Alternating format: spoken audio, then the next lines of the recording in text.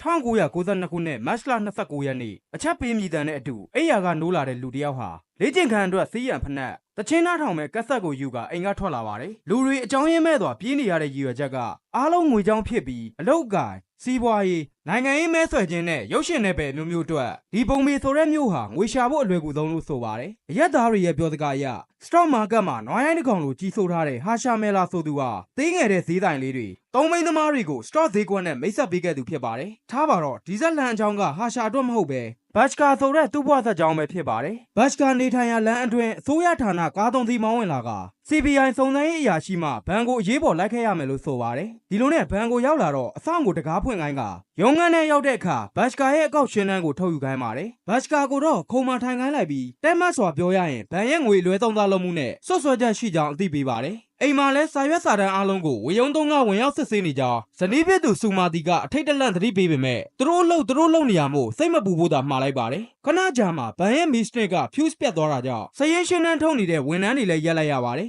ဒီအဖြစ်အပျက်တွေဘယ်ကစားခဲ့လဲဆိုရင်တော့1989ခုနှစ်ဩဂတ်စ်17ရက်နေ့ဘတ်ကာကူမာဆိုတဲ့လူတစ်ယောက်ဟာမာဂါတာဘန်ရဲ့ငွေကင်တစ်ယောက်ဖြစ်ပါတယ်ရတဲ့လသာရူဘီ6000မှာဘန်အကျွေးတင်3600တင်နေတဲ့လကစားဝန်ထမ်းတစ်ယောက်ပါမာဂါတာဘန်ဆိုတာ1980တုန်းကအစိုးရမှပြည်သူပိုင်သိမ်းယူခဲ့တဲ့အထက်ကလွတ်မြောက်ခဲ့မှုတဲ့ပုဂ္ဂလိကဘဏ်အနှဲငယ်တွေကတစ်ခုဖြစ်ပါတယ်။ဘဏ်ရဲ့ Regional Manager ဟီရိုမန်ဆိုသူကဝန်ထမ်းအများစုနဲ့အဆင်မပြေတဲ့ဒေါသအိုကြီးဖြစ်ပေမဲ့ဘတ်ကာရဲ့ကြိုးစားမှုတွေကိုအသိမှတ်ပြုလေးရှိပါတယ်။ဘတ်ကာအနေနဲ့တလအတွင်းအနားယူတော့မဲ့လက်ထောက်မန်နေဂျာယာတို့အတွက်တစ်နှစ်အတွင်းသူ့ရဲ့တာဂက်တွေပြည့်မိရင်အထက်ကိုပြောပေးမယ်ဆိုတဲ့ဟီမန်ရူရဲ့စကားကြောင့်ထိုယာတို့ကိုအိမ်မက်မှတ်နေပါတယ်။ဘဏ်ရဲ့ငွေအလုပ်ငန်းမန်နေဂျာဟာရုံးလာတာနောက်ကျပြီးပြန်ရင်အရင်သုံးပြန်လေးရှိသူတယောက်ဖြစ်ပါတယ်။ဘဏ်ရဲ့စီးရင်စရာစာအုပ်တိုင်းနေ့စဉ်ဘဏ်အကောက်တွေထိန်းသိမ်းရပြီးလကုန်ရက်ထိုစီးရင်တိုင်းကွန်ပျူတာတွေကိုဒေတာတွေသွင်းက6လတစ်ကြိမ် IBI ဌာနကိုငွေစင်းရှင်းလင်းရပါတယ်။စောစောပြန်လေးရှိတဲ့အလုပ်ငန်းမန်နေဂျာဟာညနေငွေတွေအလုပ်ငန်းတွင်းပြန်သိမ်းမှုအတွက်ဘတ်ကာကိုလွှဲပြီးစောပြန်လေးရှိပါတယ်။ဘတ်ကာဟာဘဏ်ရဲ့လုပ်သက်3နှစ်အတွင်းအကောင်းဆုံးဝန်ထမ်းစုရရိုးသားကြိုးစားသူဖြစ်ပြီးထိုအတွက်လည်းသူ့ကိုယ်သူဂုဏ်ယူလေးရှိပါတယ်။ဘဏ်ကအကျွေးနဲ့သိမ်းထားပေမဲ့6လတိုင်ပိုင်ရှင်လာမရွေးသေးတဲ့မာရူတီ800မော်ဒယ်ကားကိုတနေ့ဝယ်စည်းနိုင်ရမယ်လို့စိတ်ကူးရနေပေမဲ့ဥစွာတင်ထားတဲ့ဘဏ်ချင်းငွေကိုတောင်ပြန်မဆက်နိုင်သေးတဲ့ဘတ်ကာအတွက်အလှမ်းဝေးနေသေးကြောင်းတငယ်ချင်းဖြစ်သူဆမ်မာကသတိလမ်းပေးပါတယ်။ဆယ်တန်းအထိအတူတက်လာတဲ့တငယ်ချင်း2ယောက်မှာ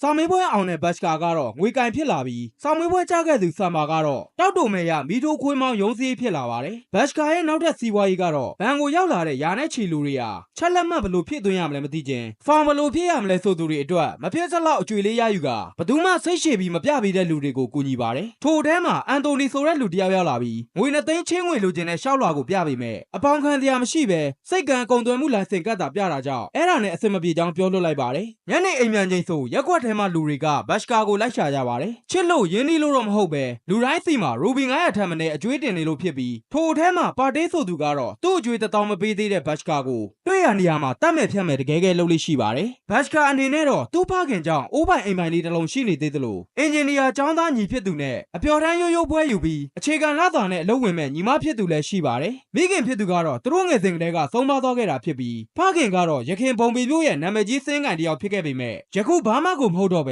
လွန်ခဲ့တဲ့10နှစ်ခန့်ကတငယ်ချင်းဖြစ်သူနဲ့စီးပွားရေးလုပ်ရင်အလိန်ခံလိုက်ရတဲ့စိတ်ဖိအားတွေကြောင့်လေဖြတ်နေသလိုထိုစဉ်ကတည်းကစကားလည်းမပြောတော့ပါဘူး။ဒီလောက်ဆင်းရဲမွဲတေပြီးဒုက္ခမျိုးစုံထမ်းပိုးထားရတဲ့သူ့ကိုအတိုင်းဝိုင်းနဲ့ဆန့်ကျင်ပြီးလက်ထပ်ဖို့ရွေးချယ်ခဲ့တဲ့အာကအမျိုးသမီးတစ်ယောက်ရှိနေပါတယ်။သူ့နာမည်ကိုတော့ဆိုမာတီလို့ခေါ်ပြီးဘတ်ကာအတွက်ခွန်အားဘတ်ကာအတွက်အရာဖြစ်ပြီးတစ်ချိန်ချိန်ကိုပိုင်စားသောက်ကုန်လုပ်ငန်းတစ်ခုတည်ထောင်နိုင်မှုအတွက်စိတ်ကူးရင်ရသူတစ်ယောက်ဖြစ်ပါတယ်။တရက်မှာတော့6နှစ်အရွယ်သားလေးကာတက်နဲ့အတူဆိုမာတီရဲ့တူလေးမွေးနေ့သွားရန်ပြင်ဆင်နေပေမဲ့ပေးစရာမွေးနေ့လက်ဆောင်ရလို့မရှိတဲ့အတွက်သားဖြစ်သူရဲ့စောင့်နေကြအယုတ်ကိုနောက်မွေးနေ့ကျပိုကြီးတာဝယ်ပေးမယ်ဆိုကအကြံဖန်လုပ်လိုက်ပါတယ်။ဆိုမာတီရဲ့မိဘတွေအကိုတွေဟာဆင်းရဲဒုက္ခရောက်နေသူဘတ်ကာကိုသဘောမကျပဲပြင်းပြင်းထန်ထန်လဲဝေဖန်ကြပါတယ်။အဲ့လိုဒုက္ခတွင်နေမဲ့အစားခလေးခေါ်ပြီးပြန်လာခဲ့အိမ်ပွဲသားအကိုဖြစ်သူကအဆင်ပြေမဲ့အလုပ်ကိုင်ထောက်ပံ့ပေးမယ်ဆိုပေမဲ့ဆိုမာတီဟာသူမမျိုးသားဘက်ကသာရက်တည်ခဲ့ပါတယ်။နှိပ်ပါတဲ့မိသားစုအခြေအနေဟာရင်သွေးဖြစ်သူအပေါ်ကိုပါရိုက်ခတ်လာတဲ့မြင်ကွင်းကြောင့်မာနကိုအထိကိမခံတဲ့ဆိုမာတီတယောက်ဘတ်ကာနဲ့သားဖြစ်သူကိုထိုနေရာကဆွဲထုတ်လာခဲ့ပါတယ်။အပြင်သာစားဖို့လောက်ထိလက်ထဲငွေရှိမနေတဲ့ဘတ်ကာအတွက်ဆိုင်ရှင်ရဲ့ဂိူးနာကြောင့်မုတ်တုံကူရခဲ့ပေမဲ့ဗိုက်စာနေတဲ့သားဖြစ်သူအတွက်အပိုပေးလိုက်ပါတယ်။ဆိုမာတီဟာသူမမာနကြောင့်မွေးနေ့မှာမုတ်မစားရပဲအပြင်သာကိုအငမ်းမရစားနေတဲ့သားဖြစ်သူကိုကြည့်ရင်မျက်ရည်ကျနေမိပါတယ်။ပြီးတော့ဆင်းရဲနေတဲ့သူမတို့ကြောင့်မိသားစုအရင်ကြီးကတော့သူမရဲ့ရင်သွေးအပေါ်ကိတ်မုတ်တစ်စိတ်ကလေးတောင်မတတ်ထားတဲ့အတွက်ပတ်စံ ကလေးစားမှုအချစ်နဲ့အရာအလုံးကိုပြောင်းလဲစေတယ်လို့နာနာကြီးကြီးရေရွတ်နေပါတယ်ဒါကြောင့်သူမရဲ့စားသောက်ကုန်လုပ်ငန်းအတွက်ချင်းငွေကိုရအောင်ယူပေးရင်ပတ်စံရအောင်ရှာပြီးတင်ငန်းစာပေးပြမယ်လို့ဘတ်စကာကိုပြောပြနေပါတယ်အဲ့လိုဇနီးကောင်းပိသားသူဆူမာတီယာကျောင်းနေစဉ်ကတည်းကဘတ်စကာနဲ့ချစ်ကြိုက်လာရင်မိသားစုမှအပြင်းထန်ကန့်ကွက်နေတဲ့ကြားကပဲယခုချိန်ထိကြမ်းကြမ်းခံရင်ဆိုင်ခဲ့တာဖြစ်ပါတယ်ရိုးသားကြိုးစားနေတဲ့ဘတ်စကာအနေနဲ့လည်းရပိုင်ခွင့်ထက်မပိုတဲ့လောက်ခလာသာပိုင်ဆိုင်တဲ့အတွက်မိသားစုကိုငွေကလွှဲရင်အားလုံးပေးနိုင်သူလို့ဆိုရပါမယ်ဒီတော့သူ့ရဲ့အကြီးမားဆုံးအိမ်မက်ဆိုလို့ဘဏ်ကလက်တော့မဲ့လက်ထောက်မန်နေဂျာယာရုနဲ့လာသာငွေရူဘီ16000ပဲရှိပါတယ်ချင်းငွေအစင်မပြေနိုင်ဘူးဆိုပေမဲ့ဘဏ်ကိုနေ့စဉ်ငွေလာချင်းနေသူအန်တိုနီယာစိတ်ကမ်းမှာပိတ်မိနေတဲ့သူ့ရဲ့လျှက်စစ်ပစ္စည်းနဲ့တီဗီတွေကိုထုတ်ယူနိုင်ဖို့အတွက်အပူတပြင်းဖြစ်နေပါတယ်ကာဆာဘလန်ကာဆိုတဲ့သင်းမောမှာကပတိန်လုပ်သူကသူ့ရဲ့မိတ်ဆွေပဲဖြစ်ပြီးထိုလူရဲ့အကူအညီနဲ့မလေးရှားကတီဗီအလုံး30ကိုရူဘီ2သိန်းခွဲဖြစ်ဝယ်ယူကဆီယံငွေ9000သာပေးနိုင်သေးတာမို့ကျန်တဲ့ငွေ2သိန်းအတွက်ခေါင်းကိုက်နေရပါတယ်တလအတွင်းငွေအကြေမချေနိုင်ခဲ့ရင်ထိုပစ္စည်းအားလုံးကိုလေလံတင်ရောင်းပစ်တော့မှာဆိုပေမဲ့ဘဏ်ရဲ့စီကံချက်တွေအရအန်တိုနီကိုငွေချေးခွင့်ရှိမနေပါဘူးဆမ်ဘာကတော့အိမ်ချမ်းမြေနဲ့လောက်ကင်ကောင်းနေတဲ့ရောက်ဖဖြစ်သူစီက3ချက်တိုးနဲ့ယူကဒီလူကို10တိုးနဲ့ချေးလိုက်ရင်တစ်နှစ်2000လောက်အမြတ်ရလာမယ်လို့တွက်ပြတော့သူအဲ့ချင်းငွေကိုလည်းယူမယ်လို့ဆိုပါတယ်ငကိုကတဲ့ကဘတ်စကာပေါ်အမြင်မကြီးအထင်သေးနေတဲ့ရောက်ဖဟာငွေမချေးဖို့တေချာနေသလိုအန်တိုနီကလည်းနေ့စဉ်နားဖို့နေဦးမှာမို့အဆင်ပြေဆက်သွယ်လိုက်မယ်လို့အလွယ်ပြောလိုက်တဲ့အခါဘယ်ချိန်ဖြစ်ဖြစ်သူ9မိနစ်တွင်ရောက်အောင်လာမယ်ဆိုပြီးပြန်သွားပါတယ်ဒီနေ့ဟာဘတ်စကာအတွက်အလွန်အရေးကြီးမဲ့နေ့မို့စွတ်တောင်းပွဲသွားရင်အပြင်ပြန်ထွက်လာတော့အကျွေးရှင်ပါတီနဲ့ဆုံပါတယ်ရူဘီ1000အတွက်အိမ်လိုက်တောင်းတော့လဲပုံးရှောင်နေတာမို့လူချင်းတွေ့တဲ့အခါသူအလုပ်သွားနေကြဆိုင်ကယ်ကိုတဲယူသွားပါတော့တယ်ဝိုင်းအောင်ကြည့်နေကြတဲ့မျက်လုံးတွေကြားကပြေးထွက်လာပြီးဘန်ကိုအချိန်မီရောက်အောင်သွားဖို့တက်စီငားပေမဲ့ရူဘီ20တောင်မရှိတာမို့ခြေကျင်ပြေးသွားခဲ့ပါတယ်ဘန်ကိုပြေးလွှားရောက်လာတော့သူအိမ်မက်ကြီးကြီးမှတ်ထားတဲ့လက်ထောက်မန်နေဂျာယာရုကသူ့အတွက်မဟုတ်ပဲလုပ်ဖော်ကိုင်ဘတ်စူရီဆိုသူကယာရုတိုးသွားပါတယ်သူ့အိမ်မက်သူ့မျော်လင့်ချက်တွေကိုနားလည်ကြတဲ့လုပ်ဖော်ကိုင်ဘတ်တွေဟာဝိုင်းဝန်းနဲ့သိပ်ပေးနေကြသလို Regional Manager ကလည်းသူ့အတက်နိုင်ဆုံးစူးစမ်းပေးခဲ့ပေမဲ့ GM ရဲ့ဆုံးဖြတ်ချက်လို့ချွေးသိပ်သွားပါတယ်စိတ်မပါလက်မပါနဲ့ပုံမှန်အလုပ်တွေဆက်လုပ်နေစဉ်တငယ်ချင်းဖြစ်တဲ့ဆမ်ဘာကစာရွက်တရက်နဲ့ရောက်လာပြီး Regional Manager ဟာဘတ်စကာရဲ့နာမည်ကိုတမင်ချန်ကသူနဲ့လူမျိုးတူစူရီကိုရွေးချယ်ခိုင်းခဲ့တာလို့အသိပေးလာတဲ့အတွက်တနေကုန်အစင်မပြေမှုတွေပေါ်အတိုးချပြီး Regional Manager ထံသွားရောက်ပြဿနာရှာပါတယ်၃နှစ်လုံးလုံးရုံးတရက်မှမပြတ်ပဲအကောင်းဆုံးဝန်ထမ်းစုရခဲ့တဲ့သူ့နာမည်ကိုချန်ပြီးဘင်္ဂါလီအချင်းချင်းထိုးထက်ခဲ့တာလားလို့ဆိုတဲ့အခါစူရီဟာတန်မိုးမြေဘဏ်အကောင့်တွေကိုဖွင့်နိုင်ခဲ့သူဘတ်စကာလိုလက်ဖေးဆိုင်မှာဂျားပေါက်မရှာသူမို့တမင်ရွေးချယ်ခဲ့ကြောင်းပြန်လည်ပြဿနာရှာလာတာမို့ငိုယိုတောင်းပန်ပြီးထွက်လာခဲ့ရပါတယ်တန်းတင်ခန်းတွင်အတက်နိုင်ဆုံးကိုယ်စိတ်ကိုပြုပြင်ကပုံမှန်အတိုင်းပုံမှန်လုပ်တွေကိုဘာမှမဖြစ်ခဲ့သလိုပြုံးရှင်သွားပြန်လုပ်နေရကြောင်းဆမ်ဘာကိုယ်တိုင်နားမလည်နိုင်အောင်ဖြစ်နေပါတယ်ဒါအပြင်သူ့ရဲ့အိမ်မက်ကားလေးကိုပါ Regional Manager ကလေလံဝယ်ယူသွားတဲ့အတွက်တရက်တည်းဆုံးရှုံးမှုအများကြီးဖြစ်ခဲ့တာတော့ဘာမှမဖြစ်ခဲ့သလိုဟန်ဆောင်နေခဲ့ပါတယ်မနက်ကတည်းကဘာမှမစားရသေးတာမို့ဆမ်ဘာကိုလက်ဖေးလိုက်တိုက်ခိုင်းနေစဉ်အန်တိုနီရောက်လာပြန်ပါတယ်ဆမ်ဘာကဘတ်စကာအဆင်မပြေတာမို့နောက်နေ့မှပြန်လာရန်ပြောပေမဲ့ဘတ်စကာကတော့သူ့ဘေးကခုံမှာနေရာပေးလိုက်ပါတယ်နောက်တစ်နာရီနေရင်ပစ္စည်းတွေလေလံတင်ခံရတော့မဲ့အန်တိုနီကိုပတ်စံလာရရင်အဆင်ပြေမလားမေးတဲ့အခါ2နာရီအတွင်းရင်းသမျှဘယ်လောက်ပြန်ရနိုင်မလဲဆိုတာပြမယ်လို့ဆိုပါတယ်ဒါကြောင့်သူ့လက်ထဲကရူဘီ2သိန်းကိုဘာသာရွက်စာတမ်းမှမပါပဲလက်ထဲထည့်ပြီးကရအောင်လုပ်ပြပါဒါပေမဲ့ရသမျှအကျိုးမြတ်ရဲ့20%ကိုသူနဲ့သူ့တငယ်ချင်းက10စီခွဲယူမယ်လို့အသိပေးလိုက်ပါတယ်ဒီပတ်စံတွေဘယ်ကရလဲလို့ဆမ်မာကမေးတော့အလုံကမ်းမန်နေဂျာပြန်သွားချိန်တာဝန်ယူထားရတဲ့ဘတ်စကာဟာသူ့အိတ်ထဲထည့်ယူလာခဲ့တာမို့တသက်လုံးရိုးသားလာပြီးမှဘာလို့ပြောင်းလဲသွားရတာလဲလို့နားမလည်နိုင်သွားမေးပါတယ်2ရက်နေစေကမ်းပြရမယ့်ဖခင်တားဖြစ်သူညီနဲ့ညီမဖြစ်သူတို့ရဲ့ចောင်းလာကတွေဟာလက်ထောက်မန်နေဂျာကျင်းသိဖြစ်လာမယ်ဆိုတဲ့သူ့အပေါ်ပုံအောမျောလင့်ထားကြပေမဲ့အကျွေးရှင်ကဆိုင်ကယ်သိမ်းသွားပြီးဘတ်စကာကတော့မရှိလို့ပြေးလာရတဲ့သူ့အတွက်ထောင်ပြင်တန်းမရှိတော့ပဲစော့စားမှုအောင်မြင်ခဲ့ရင်တော့သူ့မိသားစုကောင်းသားရလိမ့်မယ်လို့ဆိုပါတယ်တရက်ထဲနဲ့ရင်းနှီးခဲ့သမျှအရာအလုံးဆုံးရှုံးခဲ့ပြီမို့အိမ်ကိုအနိုင်ရသူတယောက်လိုသာပြန်ရန်ဆုံးဖြတ်လိုက်ပါတယ်ဖုန်းပြောပြီးပြန်ရောက်လာတဲ့အန်တိုနီကိုလည်းတဖွဲ့တဲ့သားတွေမို့သူဒုက္ခရောက်အောင်မလုပ်ဖို့တေချာမာတဲ့အခါအိန္ဒိယမှာဆိုနီပနာဆိုနစ်လို TV တွေဟာဝယ်လိုအားကောင်းနေပြီးဒီမှာ3-4တောင်းလောက်ပေးဝယ်နေရပေမဲ့မလေးရှားနဲ့စင်ကာပူမှာအရင်8,000-9,000လောက်သာရှိတယ်လို့ရှင်းပြပါတယ်ဈေးကြီးတဲ့စိတ်ကန်းခွန်ကောက်ခံရန်တရားတွေမှာတော့လျှက်စစ်အဖို့ပစ္စည်းအဖြစ်လက်ထိုးကြော်ဖြတ်နိုင်သူမို့အမြန်မရမှာမပူဝိုးမှာပါတယ်ဘတ်စကာကသူ့အိမ်မှာဆင်းနေခဲ့ပေမဲ့အယုံမလွယ်သူဆမ်ဘာကတော့အန်တိုနီနဲ့လိုက်သွားဖို့ပြင်ပါတယ်အိမ်မှာတော့ပါတီးဆိုင်ကသိမ်းယူသွားတဲ့ကိစ္စအဆက်တကွဲပြောဆိုခံနေရတဲ့စူမာတီကစီးမေးတဲ့အခါလက်ထောက်မန်နေဂျာယာရုကိုလည်းသူများရသွားကြောင်းပြောပြီးအထဲဝင်ခဲ့လိုက်ပါတယ်ဘတ်စကာတယောက်2နာရီနေပြန်လာမယ်ဆိုတဲ့အန်တိုနီတို့2ယောက်ဟာပစ္စည်းတွေလေလံတင်ခံလိုက်ရပြီလားဆမ်ဘာကိုလိမ်လည်ပြီးထားခဲ့လိမ့်မလား2ယောက်ပေါင်းပြီးသူ့ကိုမြန်လိမ်သွားပြီလားဒါမှမဟုတ်ကောက်ခွန်အရာရှိတွေပါရောပြီးအဖမ်းခံလိုက်ရပြီလားနဲ့မေကနေအိပ်ပျော်သွားစဉ်စူမာတီကဆမ်ဘာရောက်နေကြောင်းလားနှိုးပါတယ်တန်တရားနဲ့စိုးရိမ်နေရတဲ့အထဲအိမ်ရှိမှာဆမ်ဘာတယောက်သာစိတ်လှုပ်ရှားသွားလမ်းလျှောက်နေရမို့သွားပြီလို့ထင်လိုက်ပေမဲ့ငွေတော့ပိုက်ထားတဲ့အန်တိုနီကိုပါမြင်ကမှအသက်ပြ ပြင်းပြင်းရှူနိုင်သွားပါတယ်အမျက်ငွေစုစုပေါင်း25သိန်းရခဲ့တာမို့ငွေရင်း2သိန်းအပြင်အမျက်ငွေကို9000ပေးခဲ့တဲ့အန်တိုနီကိုပွေးဖက်ကကျေးဇူးတင်ကြောင်းပြောလိုက်ပါတယ်တကယ်တော့အန်တိုနီကအချိန်ကရောက်လာတာမဟုတ်ပဲဘတ်စကာကသာကြိုတင်ဆက်သွယ်ပြီးချိတ်ဆို့ကအစီအစဉ်စခဲ့တာလည်းဖြစ်ပါတယ်ပါတေးစီကဆိုင်ကယ်ကိုလည်းညတွင်ချင်းပြန်ရွေးခဲ့ပြီးနောက်တနေ့မနက်ဗန်ပြန်ရောက်တဲ့အခါသူယူထားတဲ့ငွေ2သိန်းကိုဖြည့်ပြီးစည်ရင်းမှာဟန်မပြတ်ထပ်ပေါင်းရေးလိုက်ပါတယ်အဲ့ဒီပုံစံအတိုင်းပဲသူတို့3ယောက်ဟာအကျိုးတူပူးပေါင်းခဲ့ပြီးဘတ်စကာရဲ့ရက်ကွက်အတွင်းနဲ့ဘန်ကအကျွေးတွေကိုလည်းဖြည့်ရှင်းနိုင်ခဲ့သလိုငွေပုံငွေရှမ်းမှာစွတ်သွားမိလာတဲ့အပြင်မိသားစုအတွက်အသုံးဆောင်တွေကိုပါဝယ်ယူပေးခဲ့ပါတယ်။ဆိုမာတီကတော့အပိုရှန်လေးရှိလာတာနဲ့အပြင်မှာတောက်စားမှုယူလာတဲ့လင်းယောက်ျားဖြစ်သူကိုစတင်ရိပ်မိလာပြီးငွေတွေအရှံပဲ3နေပုံနဲ့တောက်စားတက်လာတဲ့အပေါ်မေးခွန်းထုတ်လာပါတယ်။သို့ပေမဲ့ဘေးလူကိုပြန်မပြောပြနဲ့ဆိုကအန်တိုနီနဲ့ပေါင်းပြီးအဆင်ပြေတဲ့ပို့ကုန်သွင်းကုန်လှုပ်ကြောင်းပြောပြလိုက်ပါတယ်။ဇနီးဖြစ်သူအတွက်လက်သွဲတစ်ခုဆင်မြန်းမှုငွေတစ်ထပ်ပြီးပေမဲ့တားဖြစ်သူရဲ့မွေးနေ့မှာသာတုံးလိုက်မယ်လို့ဆိုကမွေးနေ့ကိုအကြီးကျယ်ကျင်းပခဲ့ပါတယ်။ဆွေမျိုးတွေကမယုံသင်္ကာဖြစ်နေကြသလိုလုပ်ဖို့ကံဘက်တွေကလည်းတအံ့တော်နဲ့ကလေးချင်းချင်းတောင်မနာလိုခံရတဲ့အထိကြီးကျယ်ခဲ့တဲ့မွေးနေ့ပွဲမပြီးခင်အန်တိုနီဟာအမေရိကကတားဖြစ်သူထံလိုက်တော်တော့မယ်လို့ဆိုပါတယ်။သို့ပေမဲ့အမေရိကကိုလက်ပလာနဲ့မသွားခြင်းနဲ့အန်တိုနီကတော့ငွေ9သန်းလောက်ပို့ထည့်ရမယ်နိုင်ငံခြားကား3စီးတင်ဆောင်မှုအကြောင်းပြောပြကအမျက်ငွေ4သန်းအထိရနိုင်မယ်လို့ဆိုပါတယ်။ဘတ်စကာကတော့ရူဘီငွေ10သိန်းအထိကိုဘန်ကမသိအောင်ယူဖို့ကမလွယ်တဲ့အခြေအနေမျိုးမစွန့်စားလို့ပေမဲ့အကျိုးတူအမျက်ဆုံးရမယ့်အလုပ်အတွက်2ရက်အတွင်းအကြောင်းပြန်မှုမှာပါတယ်။မွေးနေ့ပွဲအောင်မြင်စွာကျင်းပပြီးတဲ့နောက်တားဖြစ်သူကတဲ့ဟာသူ့အတွက်အကြီးကျယ်ဆုံးမွေးနေ့လုပ်ပေးခဲ့တဲ့မိဘနှစ်ပါးကိုကျေးဇူးတင်တဲ့အကြောင်းထုတ်ပြောလာတာကြောင့်မိသားစုအတွက်ဆွန့်လာမယ့်အရာကဘယ်တော့မှအမှားမတွေ့နိုင်ဘူးလို့ယုံကြည်သွားတဲ့အတွက်အန်တိုနီနဲ့ပူပေါင်းရန်ချက်ချင်းဆက်သွယ်လိုက်ပါတယ်ဒီတော့စနေနေ့မနက်ရုံသွားချိန်မှာရူဘီ10သိန်းထည့်ရမယ့်ငွေပမာဏကိုစဉ်းစားမိပြီးပုံမှန်လက်ဆွဲအိတ်အစားခီးဆောင်အိတ်ကိုယူလာခဲ့လိုက်ပါတယ်ဘန်မှာတော့ရုံစင်းရင်ခီးတန်းသွားရမှာလို့ယုံအောင်အကြောင်းပြလိုက်ပြီးအလုံငန်းထဲကငွေကို10သိန်းပို့ယူခဲ့လိုက်ပါတယ်စနေဟာနေ့တစ်ဝက်အလုပ်ချိန်သာဖြစ်ပေမဲ့ဒီနေ့မှအလုံငန်းမန်နေဂျာကရုံမစင်သေးပဲထူးထူးဆန်းဆန်းစကားကောင်းနေရကြောင်းစိတ်မရှိပဲမေးလိုက်မှသူဒီနေ့လုပ်ငန်းတော့ပိတ်မယ်လို့ဆိုပါတယ်ငွေသိန်းကန်နီးကြမှာဘတ်စကာရဲ့အကြံတိုင်းစမ်ဘာကမန်နေဂျာစီဖုန်းဆက်ပြီးသူ့သမီးမင်္ဂလာဆောင်ကိစ္စချီးမွမ်းပြောဆိုနေတဲ့အတွက်လေဘေးဖြောင်းနေရမို့ငွေတွေကိုခီးဆောင်အိတ်တွင်အလင်းမြန်ထည့်ပြီးနောက်ဘတ်စကာပဲသိမ်းလိုက်တော့လို့ဆိုပါတယ်ဒီလိုနဲ့ည9နာရီမှလိုအပ်တဲ့ပတ်စံနဲ့အတူစိတ်ကမ်းမှာနိုင်ငံခြားကတင်သွင်းလာတဲ့ကား3စီးကိုရွေးယူလာပါတယ်သို့ပေမဲ့ကားရောင်းဝယ်လုပ်နေတဲ့တတိကအယောင်ပြကန်အတွင်းရှာဖွေဖမ်းဆီးခံလိုက်ရပြီးမို့နောက်လာမှသာပြန်လာရောက်ဆိုတဲ့အတွက်အခက်တွေ့ကုန်ပါတယ်ဒီစနေညရဲ့မနက်ဖြန်တနင်္ဂနွေရဲ့ပြီးရင်ရုံးတက်ချိန်တနင်္လာနေ့မှာငွေ10သိန်းပြန်ထည့်ရတော့မှာမို့စမ်ဘာကသွေးဦးသွေးတန်းနေထားလို့ကုန်ပါတယ်ဘတ်စကာကတော့မထင်မှတ်ထားတဲ့အခြေအနေဆိုကြီးမှာတယောက်နဲ့တယောက်ယုံကြည်ပြတ်စရာမလိုပဲအကြောက်တရားကိုအတွေးခေါ်ဖြစ်ပြောင်းပြီးနောက်ထပ်ကားရောင်းလို့ရမယ့်နေရာကိုစဉ်းစားခိုင်းတာနဲ့ဖုန်းတွေလိုက်ဆက်ကြည့်ပါတယ်နောက်ဆုံးတော့ကိုဝါကအပန်းပြေစကန်ပိုင်ရှင်တယောက်ကဝယ်မယ်လို့အဖြစ်ရလာတဲ့အတွက်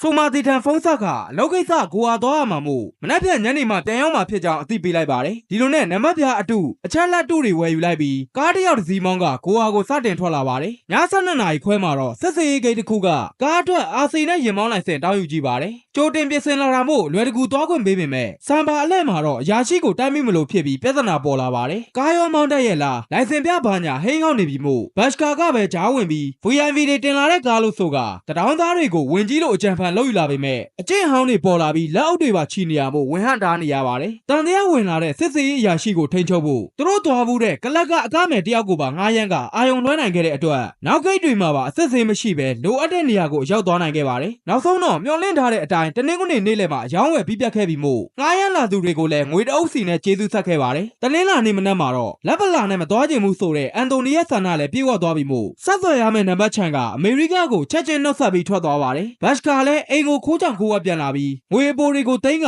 ဘန်ကိုရောက်လာတော့ရဲကားတစ်စီးရက်နေတာမြင်တာနဲ့စိုးရိမ်သွားပါတယ်ဘန်ထဲရောက်တော့လဲစရေးတယောက်ကလိမ်လည်မှုတစ်ခုရှိနေလို့မကြခင်ကြေညာမဲ့အကြောင်းပြောတဲ့အခါစိုးရိမ်စိတ်ကရေချိန်ပြင်းသွားပါတယ်အခန်းထဲကရဲအရာရှိနဲ့ဂျီယန်တို့ကလည်းအခြေလဲရှာဖွေနေကြသလိုသူတို့ကိုကြောင်တောင်ရက်ကြည့်နေတဲ့ဘတ်စကာကိုဝိုင်းကြည့်နေကြတာကြောင့်ကြောက်လန့်လာပါတယ်ရဲအရာရှိကသူ့စီတက်တက်လျှောက်လာပြီးအနားရောက်မှဖယ်သန်းလို့အောင်ကောင်းနေတဲ့အတွက်တရားခံဟာသူမဟုတ်ပဲ Regional Manager နဲ့လက်ထောက် Manager ဟာလုပ်ငန်းရှင်တွေထံကကော်မရှင်30%ကောက်ယူတယ်လို့တိုင်ကြားတာမှသိလိုက်ရပါတယ်ရခင်ကစမ်ဘာအသိပေးခဲ့တယ်လို့ပဲ Regional Manager ဟာသူယုံကြည်ချုပ်ကင်လို့ရသူကိုယာရုတိုးပေးခဲ့ပြီးအတူပေါင်းကြံနေတယ်ဆိုတာကိုရိပ်မိသွားပါတယ်အခန်းထဲအလင်းမြန်ဝင်ကယူထားတဲ့ငွေကိစ္စဖြေရှင်းရန်ကြံနေစဉ်အလုံခန်း Manager ကငွေထုတ်ရန်လာခေါ်တာကြောင့်ပုံမှန်တိုင်းထုတ်ယူပြီး10သိန်းပို့ပြောခဲ့လိုက်ပါတယ်သူ့နေရာပြန်ရောက်လို့ခီးဆောင်ရဲ့ခလုတ်ကိုနှိပ်လိုက်စဉ် General Manager ရောက်လာပြီးဘတ်စကာကိုရိုးသားကြောင့်ယုံမိမဲ့အခုမနက်ကိစ္စအပြီးဘသူ့ကိုမှမယုံတော့တာကြောင့်အိတ်ကိုဖွင့်ပြလို့ဆိုပါတယ်အလုံငန်း Manager ကိုခေါ်လိုက်ပြီးဘတ်စကာထုတ်ယူလာတဲ့ငွေရည်အတွက်နဲ့ကောင်တာကငွေကိုစစ်ခိုင်းကခီးဆောင်အိတ်ကိုဖွင့်ခိုင်းပါတယ်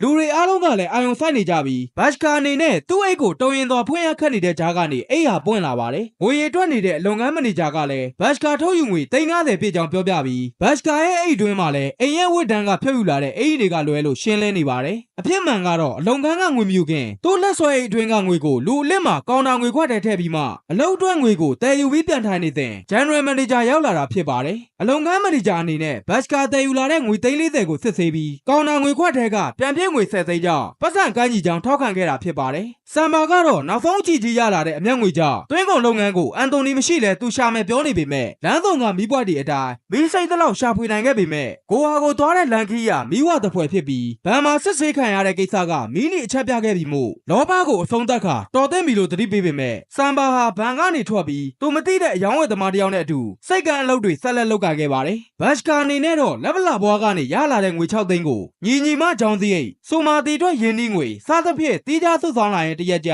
ညီဖြစ်သူလန်ဒန်စီးပွားရေးကျောင်းဝင်ခွင့်ရကြောင်းသတင်းကြားရပါတယ်ဗီဇာကိစ္စကျောင်းကိစ္စစုံစမ်းကြည့်တဲ့အခါ9,980,000ကြားသိမ်းမယ်ဆိုပေမဲ့ညီဖြစ်သူကျောင်းပြီးရင်ရမယ့်လစာကတစ်လ6,000ဆိုတာနဲ့စုထားသမျှ6သိန်းတပြားမကျန်ရင်းနှီးလိုက်ရပါတယ်နောက်တစ်ရက်ဘဏ်ကိုရောက်လာတော့သူ့အကြိုက်ဆုံးကားကိုငွေအလွဲသုံးစားလုပ်ခဲ့သူ Regional Manager ထံကသိမ်းယူခဲ့တယ်ဆိုတာနဲ့အိမ်မက်ဟာပြန်လည်ရှင်သန်လာပါတယ်အဲ့ဒီမှာပဲဘဏ်လုပ်ငန်းရှင်အများပြားရှိတဲ့ရုံးခန်းတွင်ဥက္ကဋ္ဌခေါ်တယ်ဆိုတာနဲ့ဝင်တွေ့တော့ဟိုတလောကဘဏ်ရဲ့ငွေအလွဲသုံးစားမှုပြဿနာဟာဘဏ်ပုံရိပ်ကျဆင်းသေးတာမို့ရုံးခွဲတွေမှာပြန်လည်နေရာချထားရေးဆောင်ရွက်နေတာဖြစ်ပြီးအရှုပ်တော်ပုံမှာပါဝင်ခဲ့သူတွေကိုတခါတည်းထုတ်ပယ်ပစ်ခဲ့ပါတယ်ဘတ်စကာကိုတော့ GM မြတ်ထောက်ခံပေးမှုနဲ့ Junior Level ကနေလစ်လက်နေတဲ့ Assistant General Manager ယာရုလွှဲပေးခဲ့ပါတယ်ထိုယာရုဟာသူပထမမျှော်လင့်ထားတာထက်လစာပိုများမှာဖြစ်ပြီးခရီးသွားစရိတ်အခြားလောင်းဝမ်းတွေပါထည့်ပေါင်းရင် Ruby 2000ကျော်အထိအစပေါင်းများစွာခုန်တက်သွားပြီးတောင်းဆိုစရာရှိရင်ပြောပါဆိုတဲ့အတွက်သူလိုချင်လုံးတဲ့ကားကိုအိမ်ထိယူလာနိုင်ခဲ့တဲ့ရရသာနေတနေ့ဖြစ်လာပါတယ်ဘတ်စကာရဲ့ဘဝအပြောင်းလဲကအဲ့ဒီချိန်ကနေစခဲ့ပေမဲ့လက်ရှိမှာတော့ဇလန်းအစကစစ်ဆေးကန်နေရာကိုပြန်ရောက်လာပါတယ်ဘတ်စကာရဲ့ဗန်စင်းနောက်လိုက်နေသူအရာရှိဟာတာမန်ဘဏ်ဝန်ထမ်းတယောက်ရဲ့ဘဏ်အကောင့်တွင် Ruby 3000ရှိနေတဲ့အတွက်များစွာအံ့ဩသွားကြပါတယ်ဘဏ်ရဲ့ AGN ယာရုတိုးပြီး6လအထိပုံမှန်လစာ19500 Ruby ကိုဘဏ်ထဲထည့်နိုင်ခဲ့တာသဘာဝကျပေမဲ့နောက်ပိုင်းဝင်ငွေအများပြားထည့်သွင်းလာတဲ့အပေါ်မေးခွန်းထုတ်ခဲ့ပါတယ်လွန်ခဲ့တဲ့2နှစ်တုန်းကဘဏ်အတွက်အလွန်ဖိုးတန်တဲ့ customer ဟာရှာဆိုသူကိုအထူးဂရုစိုက်ဖို့အတွက်ဥက္ကဋ္ဌကိုယ်တိုင်ဘတ်စကာထံလွှဲအပ်ခဲ့ပါတယ်ဒီမှာဟာရှာရဲ့လက်ထောက် Grow White Company ကဆိုရဆိုသူဟာကာတာရီဘန်ရဲ့ချင်းငွေပြေးသား2ဆောင်အနံခဲ့ပါတယ်ဘဏ်အချင်းချင်းငွေယူတဲ့ဖြစ်စဉ်မှာပွဲစားအမိခံထားတဲ့ဟာရှာကတန်းနဲ့ချီတဲ့ငွေမောက်ချီယူပြီးတစ်ဖက်ဘဏ်နဲ့ပြန်လွှဲတဲ့အခါ 0.001 ရာခိုင်နှုန်းအလိုလိုနေကော်မရှင်ရပါတယ်ငွေ3သိန်းလွှဲရင်တရူဘီရတဲ့ဖြစ်စဉ်အတွက်ငွေသိန်းထောင်ကြီးလွှဲရတဲ့ချင်းငွေကိစ္စကိုပွဲစားဟာရှာကကင်တွယ်ထားပါတယ်ချင်းငွေကိုတစ်ဖက်ဘဏ်တွေကပြန်လွှဲတဲ့အခါတက်တန်2ပတ်သာတတ်မှတ်ထားပေမဲ့ဘဏ်မန်နေဂျာနဲ့အဆင်ပြေရင်ပြေသလိုဂျားမှလှည့်သုံးပြီးမှတွန်းတက်ကြပါတယ်ဘတ်စကာကတော့အဲ့လိုကိစ္စမျိုးလက်မခံပဲတမန်ရဲ့အမိသားငွေပေးရန်စီကန်းထုတ်ထားပါတယ်ယာရုတိုးပြီးနောက်ပိုင်းဇနီးတဲ့ကိုဂတိပေးထားသလိုတန်ဖိုးအသင့်တင့်ရှိတဲ့လယ်သွဲတစ်ခုလက်ဆောင်ပေးခဲ့တဲ့အပြင်ဆိုမာတီလှုပ်ချင်တဲ့စားသောက်ကုန်လုပ်ငန်းအတွက်ပါငွေထုတ်ပေးခဲ့ပါတယ်တူမာထားတဲ့2ပတ်ကိုကြော်ပြီး4ပတ်နေမှငွေလာပြန်ဆက်တဲ့သူရကိုထပ်မံသတိပေးရင်ငွေစင်းရှင်းတန်းကိုမိတ္တူ2ဆောင်ယူခိုင်းကဟာရှာရဲ့ဘဏ်အကောင့်ထဲကငွေဝင်ထွက်တွေဟာထိုးချနေတာသတိထားမိသွားပါတယ်ဆိုရရဲ့ကုမ္ပဏီကနေဟာရှာရဲ့ဘဏ်အကောင့်ထဲဝင်လာတဲ့ငွေတွေဟာတစ်ဖက်ကချင်းငွေပေးထားသူကာတာရီဘဏ်ဘက်မရောက်ပဲပျောက်နေတာမို့ဘဏ်ကိုတွားရောက်စုံစမ်းခဲ့ပါတယ်။သိန်းထောင်နဲ့ချီတဲ့ချင်းငွေတွေဘဏ်စီပြန်မရောက်လာတာကိုတတိမထားမိတဲ့မန်နေဂျာဟာစေကန်းရစေရင်ရှင်းတန်းတွေပြခွင့်မရှိကြောင်းအပြင်းထန်ညှင်းဆန်နေပါတယ်။ဘတ်စကာကတော့ဘဏ်မန်နေဂျာစီကအသုံးဆောင်နေကြောင်းဆိုရရောက်စားခဲ့ပြီဆိုတာရိပ်မိပြီးဘဏ်တစ်ခုလုံးကငွေအလွဲသုံးစားလုပ်နေကြောင်းမှတတိထားမိသွားပါတယ်။ဒီတော့သိန်းထောင်နဲ့ချီတဲ့ချင်းငွေတွေဘဏ်စီပြန်ရောက်မလာပဲဟာရှာဆိုသူကဘာလုပ်နေရလဲတွားရောက်စုံစမ်းတဲ့အခါဟာရှာလိုချင်stock share ကိုဈေးနဲ့ရသမျှလူခွဲပြီးလိုက်ဝယ်ခိုင်းပါတယ်။ကုမ္ပဏီတိုင်းမှာပိတ်မိနေတဲ့ stock ကိုလူမျိုးမျိုးကလာရောက်ဝယ်ယူနေတဲ့အတွက်ဝယ်လိုအားရဈေးမြင့်တက်လာပြီးသူလိုချင်တဲ့လောက်ဈေးနှုန်းကိုရောက်လာတဲ့အားလုံးကိုထိုးရောင်းပစ်ပါတယ်။ဒါကြောင့်နာမည်ရှိတဲ့ stock မျိုးကို၄ပတ်အတွင်းဈေးတက်အောင်ချုပ်ကင်ပြီးဆယ်စားမကအမျက်ရအောင်ပြန်ရောင်းနေတာဖြစ်ပါတယ်။ဒီအတွက်လိုအပ်တဲ့ငွေတွေကိုနိုင်ငံရေးသမားတွေငွေပြူပြောင်းထားတဲ့ပုဂ္ဂလိကဘဏ်တွေစီကနေလှည့်ယူပြီးချင်းငွေကို share ဈေးကွက်ကစားခြင်းကကြီးလေးတဲ့ရာဇဝတ်မှုဖြစ်ပါတယ်။ဒါကြောင့်အိမ်ကိုဝင်ပြီးဘဏ်ကိုဆက်သွယ်ကဥက္ကဋ္ဌစီအသိပေးဖို့ပြင်ဆင်လိုက်ပါတယ်။သို့ပေမဲ့ကျောင်းကပြန်လာတဲ့သားဖြစ်သူကာတစ်ဟာအတန်းပေါ်စီကချောကလက်ကိုလူစားပြီးကျောင်းဆရာကိုမတိုင်မဲနေရမယ်ဆိုရင်တဝက်ကြွေးမရမယ်ဆိုကလူလဲကြခဲ့တာကြောင့်အတွေးတစ်ခုရသွားပြီးဥက္ကဋ္ဌထံမတိုင်တော့ပဲဘဏ်မှာရောက်နေတဲ့သူရကိုဖုန်းဆက်ခိုင်းလိုက်ပါတယ်။ဒီလိုနဲ့တီးတန်းတွေ့ကျင်တဲ့ဆိုရဲဆိုရကြောင့်စားသောက်ဆိုင်တစ်ဆိုင်ကိုသွားကလိုချင်တဲ့လောက်ငွေချရေးဆိုတဲ့ချက်လက်မှတ်ကိုဖျဲပြစ်လိုက်ပါတယ်။ပြီးတော့ဘတ်စကာဆိုတဲ့ကောင်ကကိုယ့်ကိုရောင်းစားဖို့ကြံနေရဆိုရင်ကိုယ်တိုင်ဈေးသတ်မှတ်ရလိမ့်မယ်ဆိုကကြီးကြီးမားမားအရာနှစ်ခုတောင်းဆိုလိုက်ပါတယ်။တစ်ချက်ဆိုရယူလာတဲ့ဘဏ်ပြေစာတွေကအမောင့်အတိုင်း 100ခိုင်နှုန်းကိုငွေသားနဲ့လက်ငင်းလိုချင်ပါတယ်ဥပမာ Ruby 3500ဆိုရင်15သိန်းနှစ်ချက်စူရတို့လုပ်နေတဲ့ share ကိုမဝယ်ခင်နဲ့မရောင်းခင်အတိအကျသတင်းပေးရမယ်ဆိုတဲ့အခါရှော့ချူပဲသဘောတူလိုက်ပါတယ်အဲ့ဒီနောက်ပိုင်းဗန်ချင်းငွေကိစ္စလာတဲ့စူရကိုမိကွန်းများစွာမေးမနေတော့ပဲတစိမ့်တုံးထုလက်မှတ်ရေးထိုးကသူရမဲ့100ခိုင်နှုန်းကိုလက်ခံခဲ့တဲ့အတွက်အရင်ကညင်းနေပြီးအခုမှဘာလို့ယူလဲမေးတဲ့အခါတယောက်နဲ့တယောက်အပေးယူလုပ်ရမယ်ဆိုရင်သူတာရနေစေမဲ့လွှမ်းမိုးမှုဖြစ်ပြီးဒီကိစ္စသာပေါ်သွားရင်သူကအလုပ်ပြုတ်မယ်စူရတို့ကတော့ project ကြီးတစ်ခုလုံးပျက်စီးသွားမှာမို့ဂရုစိုက်ရမှာလိုက်ပါတယ်အဲ့ဒီနောက်သူရထားတဲ့ငွေတွေကိုငွေဖြူအဖြစ်ပြောင်းရန်ငွေကြေးခွာချမှုမှာကျွမ်းကျင်သူအန်ဝါစီတွဲတွေ့ခဲ့ပါတယ်ပထမဆုံး100ခိုင်နှုန်းရဲ့ငွေ25သိန်းကိုငွေဖြူပြောင်းကျင်လို့အကြံတောင်းတဲ့အခါထီဆိုင်ကိုလက်ထိုးရင်ပေါက်မဲ့နံပါတ်ထုတ်ပေးတယ်လို့ဆိုပါတယ်အဲ့ထဲကစိုးကြီးရဲ့300ခိုင်နှုန်းကိုထီဆိုင်ကိုပေးရပြီးစားဖက်သမားအန်ဝါကိုတော့100ခိုင်နှုန်းပေးရပါတယ်ဒီလိုနဲ့ဗန်ပိတ်ရဲ့အိမ်မှာသတင်းစာဖတ်ရင်ထီပါစင်တိုက်ကြည့်တဲ့အခါ Ruby 25သိန်းစုကိုငွေဖြူအဖြစ်ပြောင်းနိုင်ခဲ့ပြီမို့ဝမ်းသာအားရထအောင်မိလိုက်ပါတယ်ထီဆိုင်နဲ့အန်ဝါကိုပေးရတဲ့ငွေနှုန်းရင်သူ့အတွက်ငွေဖြူ18သိန်း5000ဟာလိပ်ပြတန်းတန်းနဲ့သုံးနိုင်ပြီမို့လူချမ်းသာတယောက်ဖြစ်လာပါတယ်ဒါနဲ့တင်မရက်နိုင်သေးတဲ့ဘတ်စကာကတော့ Stock Share အကောင့်ဖွင့်ကသူရပေးတဲ့ share ကို18သိန်းမို့ဝယ်ယူပြစ်လိုက်ပါတယ်နှစ်ပတ်ကြာထိုး share တွေအကုန်ထိုးရောင်းခိုင်းတာမို့ဖုန်းခေါ်မရတဲ့ share လုပ်ငန်းစီအပြေးလွှားသွားရောင်းခိုင်းရပြန်ပါတယ်18သိန်းရင်းထားတဲ့ share ဟာ၄သားကျော်လောက်အဖြစ်သိန်း90အမြတ်ရခဲ့တာမို့ဝမ်းသာအားရထအောင်မိလိုက်ပါတယ်တိုက်ဆိုင်ညီမဖြစ်သူရဲ့မင်္ဂလာကိစ္စပေါ်လာတဲ့အတွက်အဝတ်စားဖို့3သိန်းရွှေဝယ်ဖို့2သိန်းသတ်မှတ်ပြီးဈေးဝယ်ထွက်ကြပါတယ်သို့ပေမဲ့မော်ဒန်နိတ်ကားလေးနဲ့ရောက်လာတဲ့သူတို့ကိုကားပါကင်ကိုယ်တိုင်ရွှေ့ကိုင်းအေးမတိုက်ပဲရေတောင်ကိုယ်တိုင်ယူတောက်ခိုင်းနေတဲ့အပြင်မယုံကြည်လို့ချက်လက်မှတ်တောင်လက်မခံခဲ့တဲ့ရန်နာဆိုင်ကြောင့်ဘဏ်ကငွေအများပြားထုတ်ယူလိုက်ပါတယ်ရွှေဆိုင်အထိပြန်မသွားသေးပဲလမ်းကအဝတ်စားရောင်းတဲ့ဆိုင်ကိုတနာရီတွင်တရက်စာဝယ်လို့ရမယ်အဝတ်စားအခန်းပြဆိုကငွေထုတ်လိုက်ဖွင့်ပြပြီးစူမာတီကိုလည်းခေါင်းစားခြေဆုံးလိုရာမှန်သမျှဝယ်ဖို့မှာလိုက်ပါတယ်ရတနာရောင်းတဲ့ဆိုင်အတွင်းနွမ်းပါးစွာဝင်လာသူတွေမို့စိတ်မပြခြင်းရွှေမပြခြင်းဖြစ်နေတဲ့ဆိုင်ကိုလည်း Ruby 16သိန်းနဲ့ကားတစ်စီးဝင်ဝယ်ကပါကင်ထိုးခိုင်းလိုက်ပါတယ်အဲ့ဒီနောက်ထိုရတနာဆိုင်ကိုပြန်သွားပြီး Ruby 350ကျော်အသုံးပြုကစူမာတီကြိုက်မကြိုက်ကောင်တာရှင်းအောင်ဆိုကဝယ်ယူလိုက်ပါတယ်ဒါကသူတို့ပေါ်အထင်သေးခဲ့တဲ့ပန်ရှင်ရဲ့စကားကြောင့်ပဲဖြစ်ပြီးထိုနေ့တစ်နေ့တည်းဘတ်စကာတို့ရဲ့ဈေးဝယ်အသုံးစရိတ်ဟာ Ruby 69သိန်းအထိရှိခဲ့ပါတယ်ငွေအများပြားလက်ခံရရှိလာတဲ့တပြိုင်နက်ထီပေါက်နေပုံကမတင်ကားစရာပေါ်လာတော့မှမို့စူမာတီရဲ့စားသောက်ကုန်လုပ်ငန်းကိုအကောင့်ထဲဖော်ကစင်ကာပူနဲ့မလေးရှားထိတင်သွင်းရောင်းချတဲ့ကုမ္ပဏီဖြစ်လာပါတယ်တဖြည်းဖြည်းနဲ့ပေါ်များလာတဲ့ငွေမဲတွေကိုစူမာတီရဲ့လုပ်ငန်းဝင်ငွေအဖြစ်ပြောင်းကဘဏ်တွင်းစုဆောင်းလာပါတယ်တုတ်ကအသစ်ကြောင့်လမ်းထဲမှာရှုပ်ချက်ခတ်နေတဲ့ပြဿနာကိုလည်းလမ်းမှာရှိသမျှအိမ်တိုင်းကို Ruby 950နဲ့ဆိုင်တိုင်းကို Ruby 1500လစဉ်ကြေးပေးပြီးတလန်းသွားအဖြစ်တတ်မှတ်ပစ်လိုက်ပါတယ်စာလောင်မှုနောက်ကအစားအစာလိုအပ်ချက်ဆင်းရဲဒုက္ခတွင်ကနေကြွယ်ဝမှုဆိုတဲ့အရာနှစ်ခုစလုံးဟာအစိတ်အဖြစ်ပြောင်းလဲလာပြီးဘတ်စကာအရက်လေးတများများဖြစ်လာပါတယ်ဒါအပြင်ဇနီးတဲ့လုပ်ဖို့ကံဘတ်တွေအပေါ်ပါမောက်မာထောင်လောသာဆက်ဆံတက်လာပြီးဈေးကြီးတဲ့စားသောက်ဆိုင်တွေကမှစားစရာအထင်မှတ်သလိုအစားစားရပြောင်းလဲသွားပါပြီတရက်သူကိုယ်တိုင်တလန်းမောင်းတတ်မှတ်ထားတဲ့လမ်းမှာရှေ့ကပိတ်မောင်းလာသူအကျွေးရှင်ဟောင်ပါတီးနဲ့ပြဿနာတက်ခါလူအများရှိဆိုင်ငယ်ကိုတစားစီဖြတ်စီးပြီးဒါငါဖေပိုင်တဲ့လမ်းမဟုတ်ပဲငါလမ်းလို့ပြောဆိုခဲ့လိုက်ပါတယ်ဇနီးတဲ့ပေါ်မှာလဲဒီဆိုင်တွေနဲ့လက်ဝတ်လက်စားတွေကသူ့ကျေးဇူးနဲ့ရထားတာဖြစ်ကြောင်းအထည်ကိုမဲ့စွာပြောသွားတဲ့အတွက်အိမ်တော်ရေးအဆင်မပြေဖြစ်လာပါတယ်တရက်ကာတာရီဘန်ကမန်နေဂျာရောက်လာပြီးသူ့ဇနီးအတွက်လော်ကာတစ်ခုငားရမ်းကျင်တဲ့ဆိုက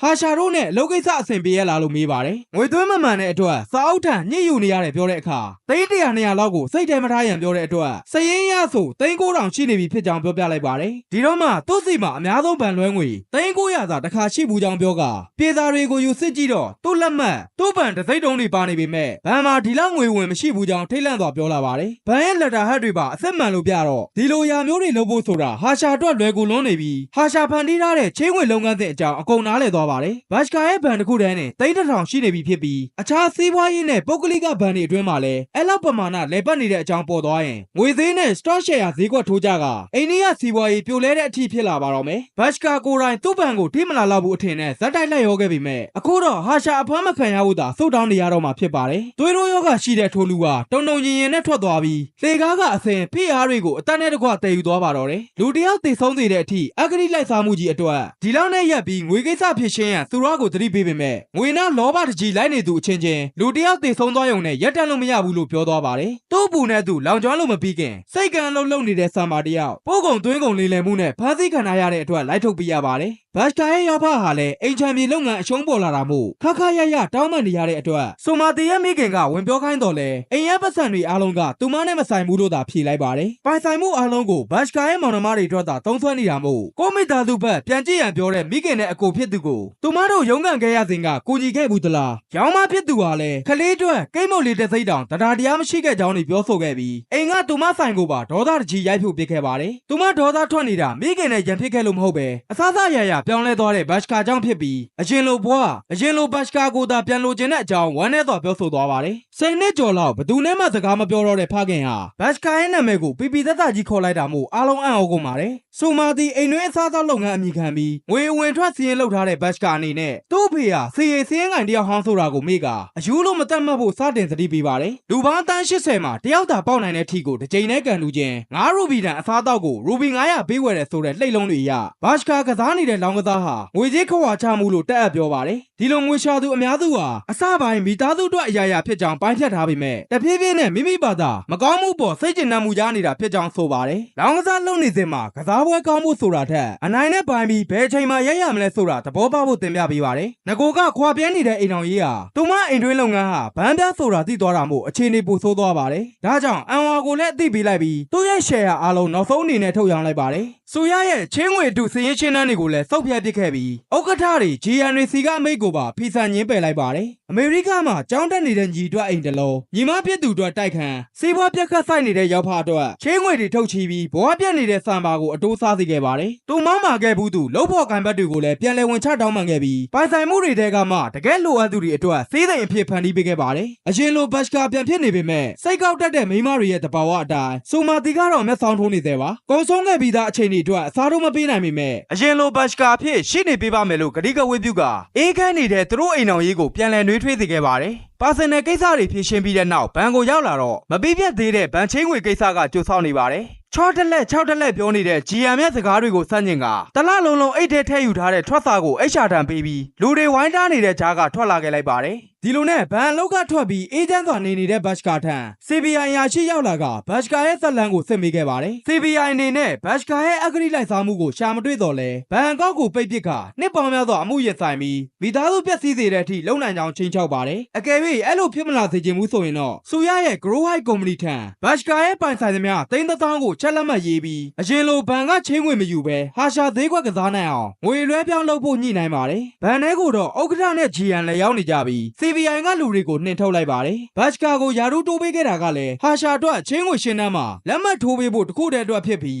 ရှယ်ယာဈေးကွက်အားသာနေသည်လူအများကြီးကဘဏ်ငွေတွေရင်းနှီးလာကြမှာဖြစ်ပါတယ်ပြဿနာကလောဘတက်လာတဲ့ဟာရှာကြောင့်ရှယ်ယာအကြံဖန်လုပ်ရန်ငွေလိုလာတဲ့အတွက်ပြည်သာအတို့တွေနဲ့ဘဏ်တွေပေါ်ထိုးချလာမှုဟာပြင်းမှုပြောက်စေခဲ့ပါတယ်ဟာရှာအပြင်ဟာရှာလုံးသမျှခွင့်ပြုပေးခဲ့တဲ့ဂျားကန်စိတ်တကောင်လိုနေရကြောင်းဘတ်စကာကိုအစားထိုးခဲ့ကြောင်းပွင့်လင်းစွာဖွင့်ချပါတယ်ဘတ်စကာအနေနဲ့အခြေတွေကိုရိပ်မိပြီးလွတ်အောင်ရှောင်သွားတာနားလည်ပေးနိုင်ပေမဲ့ဘဏ်ဥက္ကဋ္ဌစီသွားပြီးမာကာတာဘဏ်ရဲ့မူမမှန်ကိစ္စတွေပေါ်တိုင်ကြားခဲ့တဲ့အတွက်စက်ကွင်းတွေကသူတို့ပါဒုက္ခရောက်လာစေတာကြောင့်ဘတ်စကာရဲ့ဘဏ်တွင်းကငွေတွေနဲ့ဖြည့်ရှင်းမှုဖိအားပေးလာကြပါတယ်ငင်းလို့မရတဲ့အခြေအနေမို့ငွေအားလုံးရေးထားတဲ့ချက်မှာလက်မှတ်ထိုးပေးလိုက်ပြီးလောင်းကစားမှနိုင်တဲ့ငွေဟာလောင်းကစားကြောင့်ပြန်ကုန်သွားတာပဲလို့ပေါ့ပပပြောပြီးပြန်လာခဲ့လိုက်ပါတယ်ဥက္ကဋ္ဌနဲ့ GM ကတော့ဘတ်စကာဟာသူ့အတွက်အရာရာရင်ဆိုင်ရဲပေမဲ့မိသားစုကိုဒုက္ခမရောက်စေခြင်းနဲ့စိတ်နဲ့ပိုင်ဆိုင်သမျှအားလုံးပုံပေးသွားတာကြောင့်သူတို့ကိုတစ္ဆာဖောက်မှာမဟုတ်ဘူးလို့ထင်မြင်နေကြပါတယ်နောက်တစ်ရက်ဘဏ်ကိုတက်ကြွစွာရောက်လာတဲ့သူရတယောက်ဘတ်စကာရဲ့လက်မှတ်ပါတဲ့ချက်နဲ့ငွေထုတ်ဖို့ပြင်ပါတယ်စရင်ကန်တွေဟာဂတိ1000ရှိတဲ့ချက်လက်မှတ်ကို GN ထံအသိပေးတော့လဲဘတ်စကာတယောက် Grow High မှာရင်းနှီးမြှုပ်နှံမှုဖြစ်မယ်လို့ပြောပေမဲ့ပြဿနာကဘတ်စကာသူ့အကောင့်ကိုပိတ်ထားတာ10ရက်ရှိနေပြီးငွေအားလုံးကိုတပါးတည်းထုတ်ယူသွားကြောင်းအသိပေးပါတယ်လူအများမရိပ်မိအောင်တောက်ကြနေမှငွေထုတ်ဖို့တိုင်ပင်ထားတဲ့ GN နဲ့ဥက္ကဋ္ဌတို့ဟာဘတ်စကာရဲ့နောက်ကောက်ချခြင်းခံလိုက်ရသလိုသူတို့စစ်ဆေးခဲ့တဲ့ငွေသင်းကလည်းတလားလောက် update လုပ်မထားတဲ့အတွက်ငွေရှိတယ်လို့သာထင်မြင်နေတာဖြစ်ပါတယ်ဘတ်စကာကတော့မိနစ်30အတွင်းအမေရိကန်ကိုလေယာဉ်ဆိုက်ရောက်တော့မှာဖြစ်ပါတယ်လွန်ခဲ့တဲ့ရက်သပတ်အနေငယ်ကဘတ်စကာဟာသူရင်ဆိုင်နေရတဲ့အခက်အခဲအတွက်မြို့ကထွက်သွားမှဖြစ်မယ်ဆိုပေမဲ့ဖခင်ကတော့နိုင်ငံကားကိုထွက်သင့်ကြောင်းအကြံပေးပါတယ်အမေရိကန်မှာ10သန်းလောက်ယင်းနှီးလိုက်ရင်မိသားစုအတွက် Green Card နဲ့အတူ9နှစ်နေနိုင်ငံသားခံယူခွင့်လည်းရအောင်မှာဖြစ်ပါတယ်ဒီတော့ Boston မှာအခြေကျ နေတဲ့မိတ်ဆွေဟောင်းကြီးအန်တိုနီထံဆက်သွယ်ကဒေါ်လာ25သန်းတန်ဟိုတယ်တစ်ခုဝယ်ယူလိုက်ပြီးငွေပြူပြစ်ဖို့အတွက်သူ့ဖခင်ရဲ့မိတ်ဆွေထံကဝင်ငွေခွန်စာရွက်စာတမ်းတွေလည်းရယူနိုင်ခဲ့ပါတယ်အားလုံးအသင့်ဖြစ်တာနဲ့မိသားစု၄ယောက်စလုံးအိန္ဒိယကထွက်လာနိုင်ခဲ့ပြီး CBI ကအရာရှိအတွက်တော့ဆိုမာတီရဲ့အိမ်ချက်လက်ရာလေးတွေထားပေးခဲ့ပါတယ်မာဂါဒါဘန်ရဲ့ဥက္ကဋ္ဌနဲ့ GM ကတော့ဘတ်စကာမသွားတဲ့ငွေတွေအတွက်ဖမ်းဆီးခံလိုက်ရတဲ့အပြင်တကယ်ဆရာကြီးဟာရှာမဲလာကိုပါတပ်တွေတွေနဲ့တကွထိမ့်သိမ်းနိုင်ခဲ့ပါတယ်ဘတ်စကာအနေနဲ့ဆိုရရဲ့ငွေစင်းရှင်းတဲ့ဖို့ကိုရသွားကြတဲ့ကဥက္ကဋ္ဌနဲ့ GM တို့ပါဝင်လက်ယူထားမှသိခဲ့တဲ့အတွက်ဟာရှာစီကငွေကိုတိုက်ရိုက်မယူပဲဆိုရထံကသာလှည့်ယူခဲ့တာဖြစ်ပါတယ်ချင်းငွေအတုပေါ်လက်မှတ်ထိုးခိုင်းပြီးသူ့ကိုတားကောင်လုပ်နေမှလည်းသိပြီးသားဖြစ်တဲ့အတွက်ရာဇဝတ်ကောင်အဖြစ်မခံပဲသူကအရင်ဦးအောင်တိုင်ပြီးဥက္ကဋ္ဌနဲ့ GM ကိုထိုးချွေးခဲ့တာဖြစ်ပါတယ်ဘော့စတော်မှာတော့ဘတ်စကာဟာသူ့ရဲ့ကိုယ်ပိုင်ဟိုတယ်နဲ့အစင်းမြင့်မြင့်ဇိမ်ခံအိမ်မှာနေထိုင်နေပါတယ်စိုးတူကောင်းဘက်ဖြတ်တန်းလာသူဆိုမာတီအတွက်လည်း American Express ဘဏ်ရဲ့အကန့်အသတ်မရှိငွေသုံးနိုင်တဲ့ Black Card တစ်ခုကိုပေးရလိုက်ပါတယ်ဒီအချိန်ဒီလိုနေရာကိုရောက်နေခြင်းကလူတစ်ယောက်သေဆုံးမှုဇနီးဖြစ်သူရဲ့နာကျင်မှုတွေနဲ့ဖခင်ရဲ့ဆုံးမစကားတွေကြောင့်သာဖြစ်ပြီးရက်တင်တဲ့အချိန်မှာရက်နိုင်ခဲ့တဲ့အကျိုးသက်မို့အရှုံးကနေအနိုင်ယူနိုင်ခဲ့ခြင်းကအောင်မြင်မှုတစ်ခုလို့ယုံကြည်နေခဲ့ပါတယ်